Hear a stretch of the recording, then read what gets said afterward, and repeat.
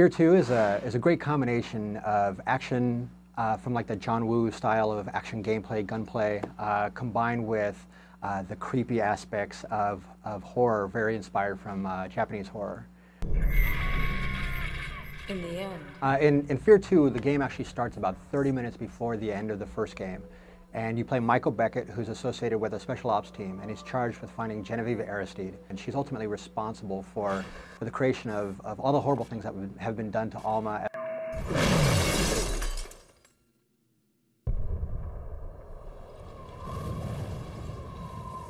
Alma's an incredible beast. She was an experiment. She had a lot of tests done to her. They found out that she had psychic abilities.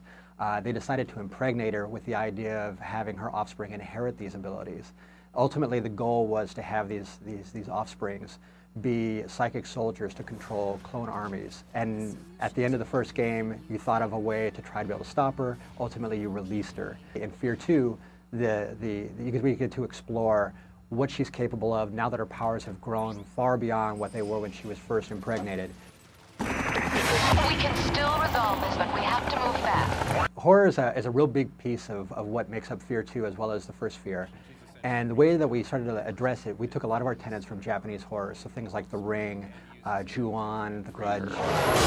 And we looked at how they start to progress with the slow burn of telling the story and kind of giving you little pieces that feel out of context, and ultimately we give some great moments of clarity.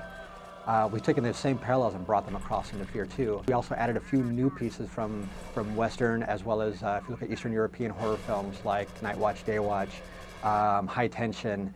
We've taken some great elements from those as well. Ultimately, it all kind of distills down to this idea of breaking expectation. If you can break expectation in the player's mind, they start to get on edge. That's when we can get some great stings in there and get some good fear moments. Little spooky girl in the red dress, you gotta love her.